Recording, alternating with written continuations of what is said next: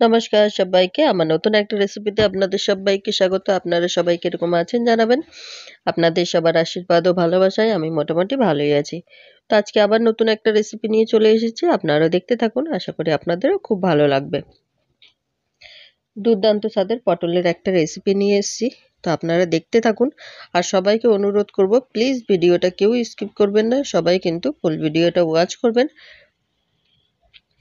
না কেউ add skip করবেন, না কেউ ভিডিওটা স্কিপ করবেন। কারণ কি, সবাই জানি আমরা অনেকটা কষ্ট করে কিন্তু আমাদের ভিডিওটা তৈরি করতে হয়। তাই প্লিজ কেউ স্কিপ না করে সবাই ফুল ভিডিওটা ওয়াচ করবেন। তো আমি কিন্তু এখানে দুটো পটল নিয়ে নিয়েছি। আপনারা যতগুলো পটলের করতে চান করতে পারেন। তবে আমাদের তো ছেলে মেয়ে সেরকম একটা খাবে না। তবে এটা করেছি, এটা কিন্তু খেয়েছে কেউ, বুঝতে পারিনি। এমনি পটল রান্না করলে কিন্তু খায় না। তো দেখতে থাকুন আমি কিভাবে করছি। প্রথমে দুটো পটলকে কিন্তু খুব ভালো করে ধুয়ে নিয়েছি। নিয়ে দুটো পেছন দিকগুলো কেটে ফেলে দিয়েছি। দিয়ে কিন্তু তারপরে এরকম ছুরির সাহায্যে ওপরের যে পাতলা আবরণ যে খোসাটা থাকে সেটাকে কিন্তু ছুরির সাহায্যে ছাড়িয়ে নিচ্ছি। আর সবাইকে বলবো, যদি আমার ভিডিওগুলো ভালো লাগে প্লিজ লাইক, কমেন্ট, শেয়ার, চ্যানেলটাকে সাবস্ক্রাইব করে আমার পাশে থাকবেন। আর নতুন পুরনো সকল বন্ধুদের অনেক অনেক অনেক ভালোবাসা। আমার পাশে থেকে আমাকে সাপোর্ট করে যাওয়ার জন্য। এরকমই সবাই আমার পাশে থাকবেন, আমাকে সাপোর্ট করবেন। আমিও আপনাদের পাশে আছি, থাকবো। তো পটলের খোসাগুলো ছাড়িয়ে কিন্তু পটলটাকে আমি আর ধুয়ে নেইনি। আর পটলটা কিন্তু আর পরে ধুতে যাবেনও না। কারণ কি, যেহেতু এই যে দুটো মুখ কেটে দেওয়া হয়েছে, ওখান থেকে কিন্তু পটলের জল ঢুকবে। আর ঢুকলেই কিন্তু তখন পটলটা পুরো জল জল হয়ে যাবে। তার জন্য কিন্তু পটলটাকে আগেই ধুয়ে পরিষ্কার করে নিতে হবে। পরে ওই খোসাটাকে ছাড়িয়ে কিন্তু আর ধোয়ার কোনো দরকার নেই। এবারে আমি একটা গ্রেটার নিয়ে নিয়েছি। গ্রেটারের সাহায্যে কিন্তু পটলটাকে গ্রেট করে নিচ্ছি। যদি আপনাদের পটলের দানাগুলো একদমই কচি থাকে, যে দেখা গেল গ্রেটারে গ্রেট করতে গিয়ে দানাগুলো কিন্তু একদমই গ্রেট হয়ে গেছে পটলের সঙ্গে, তাহলে কিন্তু দানাগুলো ফেলে দেওয়ার কোনো দরকার নেই। আর যদি দেখা যায় যে না, এই যে দেখুন, যেমন আমার পটলের দানাগুলো কিন্তু খুব বেশি শক্ত হয়নি, কিন্তু আবার খুব বেশি নরমও হয়নি, মানে ওই মিডিয়াম পজিশানে। তো ওগুলো যদি রান্নার পরে কিন্তু মুখে একটু বাঁধবে, তো তার জন্য কিন্তু আমি পটলের খোসাগুলো ফেলে দিয়েছি। আর আপনারা সবাই তো জানেন, আমরা মোটামুটি যে কোনো জিনিসেরই দানাগুলো ফেলে খেতেই কিন্তু পছন্দ করি। কারণ কি, ওই যে বাড়িতে সবার ইউরিক অ্যাসিড, নানা রকম প্রবলেম। তো এই দানাগুলো খেলে কিন্তু দেখবেন গা হাত পা ব্যথা, যন্ত্রণা, যাদের ইউরিক অ্যাসিড আছে সেগুলো কিন্তু প্রচণ্ড পরিমাণে বেড়ে যায়। তার জন্য এই বীজগুলো কিন্তু, কোনো কিছুরই বীজ খাওয়াটা কিন্তু উচিত নয়। যাই হোক, আমি কিন্তু পটলের বীজগুলোকে বেছে বেছে ফেলে দিচ্ছি। কারণ কি, এই রেসিপিটা এমনই হবে যে বীজগুলো থাকলে কিন্তু মুখে পড়লে ভালো লাগবে না। সেটা পরে বলছি কেন মুখে পড়লে ভালো লাগবে না। তো আমি প্রথমে এই বীজগুলোকে কিন্তু সব বেছে তুলে নিচ্ছি। আর দেখে বুঝতেই পাচ্ছেন কতটা মিহি গ্রেড হয়েছে। আর আমি কিন্তু একদমই গ্রেট করার যে ছোট দানাটা, আমি সেটাই কিন্তু গ্রেট করেছি। তাতে কিন্তু একদম মিহি গ্রেট হয়ে গেছে। তো পটলের দানাগুলো কিন্তু সব বেছে ফেলে দিয়েছি। এবারে আমি এখানে কিছু মশলা দিয়ে দেবো। এখন কিন্তু লবণ দেব না। তো খুব ভালো করে আমি একটু দেখে নিচ্ছি যে পটলের দানা আর আছে কি না। তো এবারে আমি এখানে কিছু মশলা দিয়ে দিচ্ছি। এবার এখানে আমি দিয়ে দিচ্ছি একটু লঙ্কার গুঁড়ো, খুবই সামান্য পরিমাণে একটু হলুদ গুঁড়ো দিয়ে দেবো, স্বাদ মতো। লবণ তো এখন দেবো না, সরি। দিয়ে দিলাম একটু ধনে গুঁড়ো, আর দেবো একটু জিরে গুঁড়ো। সব কিছুই কিন্তু আমি খুবই কম পরিমাণে দিয়েছি, একদম অল্প অল্প করে দিয়েছি। দিয়ে এবারে আলতো হাতে কিন্তু পুরো ভালো করে সব মশলাগুলো পটলের সঙ্গে মিশিয়ে নেব।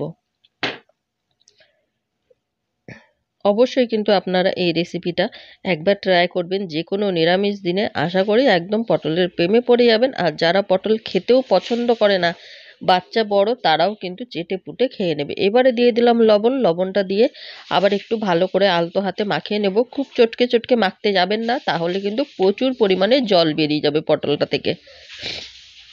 আর আমি আগে কিন্তু নুনটা ওই কারণেই দেইনি, অতিরিক্ত জল বেরিয়ে গেলে পটলটা একদমই নরম হয়ে যাবে, ভালো লাগবে না।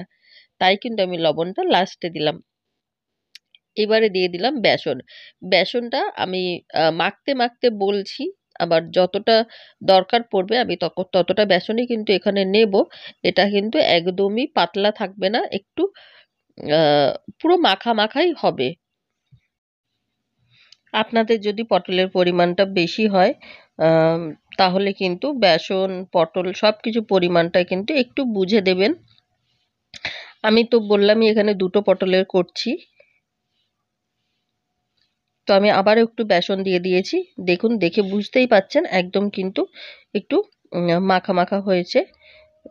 একদমই কিন্তু আমি পাতলা রাখিনি, যেন কড়াই দিলে ওটা আর একটার সঙ্গে চিটে না যায়। তো ওটা কিন্তু মেখে নিয়েছি, আর মেখে নেওয়ার সাথে সাথেই কিন্তু বড়াগুলোকে ভেজে নিতে হবে, না হলেই কিন্তু ওই যে বললাম প্রচুর পরিমাণে জল ছেড়ে দেবে। এই যে দেখুন আমি এতটাই শুকনো করে নিয়েছি, দেখুন হাতে কিন্তু আর লাগছে না, আমি কিন্তু হাতে তেল দেইনি, শুধু একটু জল লাগিয়ে নিয়েছিলাম হাতে, নিতেই কিন্তু সুন্দরভাবে এরকম হয়ে যাচ্ছে। তো এবারে আমি সব কোপ্তাগুলোকেই কিন্তু ভেজে নেব। আর গ্যাসের ফ্লেমটাকে কিন্তু তেলটাকে গরম করে নিতে হবে, নিয়ে কিন্তু গ্যাসের ফ্লেমটাকে একদম লোয়ে করে দিতে হবে, দিয়ে তারপরে এরকম হালকা লাল লাল করে একটু ভেজে নিতে হবে।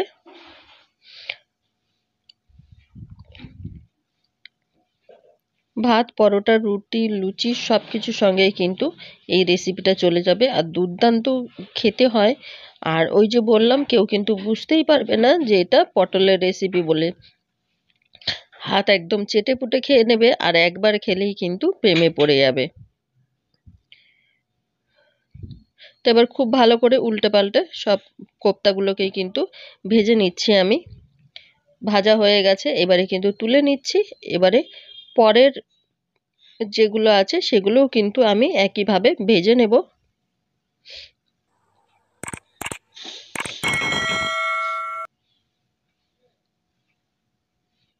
একই রকম ভাবে সব কোপ্তাগুলোকেই আমি ভেজে নিচ্ছি। পুরোটা দেখাতে গেলে তো ভিডিওটা অনেকটা বড় হয়ে যাবে। এইরকম রেসিপি যদি আপনি কাউকে বানিয়ে দেন, সে কিন্তু বুঝতেও পারবে না যে এটা কিসের রেসিপি খেলো। যেমন আমার ছেলে জিজ্ঞাসা করছিল খেতে বসে, মা এটা কি? আমি বললাম আগে এটা খেয়ে নে তারপরে বলছি। ও খেয়েছে, বোঝার চেষ্টাও করেছে, কিন্তু বুঝতে পারেনি যে এটা কি করেছি। আর আমি ও তারপরে কিন্তু আর আমাকে জিজ্ঞাসাও করেনি, আর আমি কিছু বলিও নি। কারণ কি, ওর সব থেকে ভালো লেগেছে, খেতে খুব ভালো হয়েছে, তাই কি খেলো ওর ওটা জেনে দরকার নেই, এরকম ব্যাপার আর কি। তো যাই হোক, এই জন্যই বলছি অবশ্যই আপনারাও ট্রাই করবেন যে কোনো নিরামিষ দিনে, অসাধারণ সুন্দর একটা রেসিপি। তো তারপরে কিন্তু আমি কোপ্তাগুলোকে ভেজে তুলে নিয়েছি, তারপরে কড়াইতে দিয়ে দিলাম একটু জিরে আর একটা শুকনো লঙ্কা ফোড়ন, তার মধ্যে কিছুটা আলু দিয়ে দিলাম। আলুটাকে হালকা একটু ভাজা করে নিয়েছি, এর মধ্যে দিয়ে দিলাম একটু চিনি। চিনিটা দিলাম এই কারণে তেলের উপরে, তাহলে কালারটা কিন্তু খুব সুন্দর আসবে। যেহেতু নিরামিষ রেসিপি, আমি কিন্তু এখানে খুব বেশি মশলা দিচ্ছি না, আপনারা দেখতে থাকুন তাহলেই বুঝতে পারবেন। একদমই কিন্তু, কারণ কি এই গরমে খুব বেশি রিচ খাবারটাও উচিত নয়, তার জন্য আমি কিন্তু একদম হালকাভাবেই কোপ্তাটা করেছি। কারণ কি নিরামিষ রেসিপি একটু যদি আবার আম, ঘি না দেয়া হয় তাহলে আবার খুব বেশি ভালো লাগবে না। তো যাই হোক, এবারে আমি অল্প পরিমাণে একটু জল দিয়ে দিলাম এখানে। এবারে আমি একে একে গুঁড়ো মশলাগুলোকে অ্যাড করে দেবো। দিয়ে দিলাম এখানে হাফ চামচ জিরে গুঁড়ো, হাফ চামচ লঙ্কা গুঁড়ো, হাফ চামচ ধনে গুঁড়ো, আর দিয়ে দেব হাফ চামচ হলুদ গুঁড়ো, আর দেব পরিমাণ মতো লবণ। লবণটা অবশ্যই আপনারা আপনাদের পরিমাণ মতো বুঝে দেবেন। আর দিয়ে দেবো আমি দুটো মাঝারি সাইজের টমেটো। টমেটোটা চাইলে আপনারা গ্রেট করে বা মিক্সিতে পেস্ট করেও দিতে পারেন। তো আমি পেস্ট করে দেইনি, আমি এমনি দিয়েছি। এবারে আমি কিন্তু এটা ঢাকা দিয়ে দিলে টমেটোটা এমনি গলে যাবে, তার জন্য কিন্তু আমি গ্রেটও করিনি আর পেস্ট করেও দেইনি।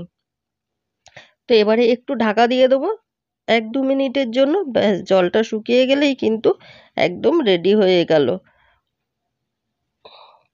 দেখুন কত সুন্দর কষানো হয়ে গেছে, আর কালারটা দেখে বুঝতেই পাচ্ছেন কতটা সুন্দর হয়েছে কালারটা। টমেটোগুলো কিন্তু একদমই গলে গেছে। এবারে খুব ভালো করে টমেটোগুলোকে একটু খুন্তির সাহায্যে আমি ঘেটে দিচ্ছি, আর আলুটাও সেদ্ধ হয়ে গেছে। এরপরে কিন্তু আমি এখানে দিয়ে দেবো জল। দেখুন কি অসাধারণ সুন্দর কালার এসেছে না? খেতেও কিন্তু সেই রকমই টেস্ট হয়েছিল, দারুণ হয়েছিল। তো এবারে আমি পরিমাণ মতো জল দিয়ে দিলাম। এটা কিন্তু খুব বেশি শুকনো করা যাবে না, কারণ কি যেহেতু কোপ্তাগুলো আছে, কোপ্তাগুলোতে কিন্তু প্রচুর পরিমাণে জল টেনে নেবে। তো আমি তো একদমই অল্প পরিমাণে করছি, আপনারা যদি বেশি পরিমাণে করেন তাহলে কিন্তু ঝোলের পরিমাণটা একটু বেশি রাখতে হবে। কারণ কি কোপ্তা যখন ঠান্ডা হয়ে যায় তখন কিন্তু সব ঝোল কোপ্তাতে টেনে নেয়, তার জন্যই কিন্তু একটু বুঝে শুনে জলটা দিতে হবে। এই যে দেখুন আমি কিন্তু জলটা দেওয়ার পরে বেশ ভালো করে ফুটিয়ে নিয়েছি।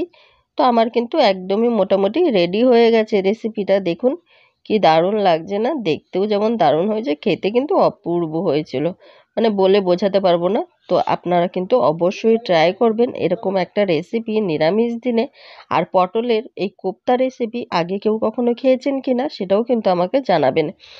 তো এবারে আমি দিয়ে দিলাম একটু ঘি আর গরম মশলা দিয়ে কিন্তু এবারে নামিয়ে নিচ্ছি। দেখুন কি দারুণ হয়েছে না দেখতে? অসাধারণ হয়েছে। তো এই ছিল আজকে আমার ভিডিও। আপনারা জানাবেন আপনাদের কিরকম লাগলো। তো সবাই ভালো থাকবেন, সুস্থ থাকবেন, সাবধানে থাকবেন।